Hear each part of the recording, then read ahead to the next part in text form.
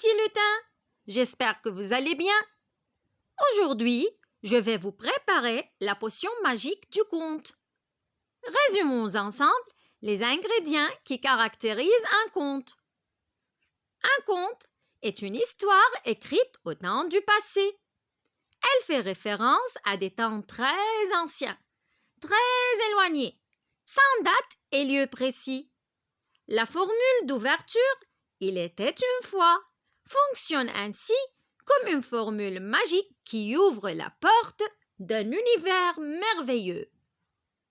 Le personnage principal du conte est un héros ou une héroïne. Ils sont souvent désignés par un surnom qui souligne un trait physique comme Blanche-Neige qui a le teint blanc comme la neige, ou bien souligne un accessoire comme Cendrillon qui fait tout le temps le ménage, ou un vêtement comme le petit chaperon rouge qui porte toujours son chaperon rouge. Un conte est aussi peuplé d'êtres imaginaires qui ont parfois des pouvoirs surnaturels. Les personnages sont ainsi répartis en deux catégories. On a d'un côté des personnages bienveillants, c'est-à-dire bons et gentils, qui vont aider le héros ou l'héroïne. Exemple, la fée avec sa baguette magique, le magicien avec ses potions magiques, le génie d'Aladin et beaucoup d'autres. D'un autre côté, on a des personnages malveillants, c'est-à-dire méchants, qui vont s'opposer à la réussite du héros ou de l'héroïne. Exemple, la méchante reine, le loup, la sorcière et ses potions de poison, et beaucoup d'autres. Au cours des aventures, le héros ou l'héroïne rencontre des dangers, fait face à des situations inquiétantes, mais à la fin, le héros ou l'héroïne sortira vainqueur.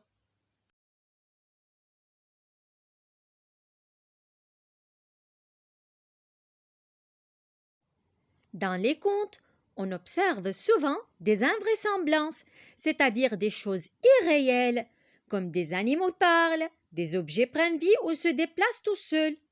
Dans le monde des contes, tout est possible avec l'aide de la magie, ce qui permet de s'éloigner un peu de la réalité, comme la transformation de l'apparence physique des personnages ou des objets.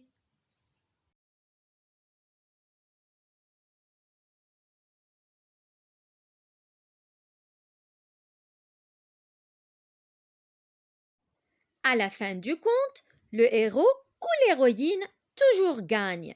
Le conte finit alors par une formule de fermeture qui contient une fin heureuse.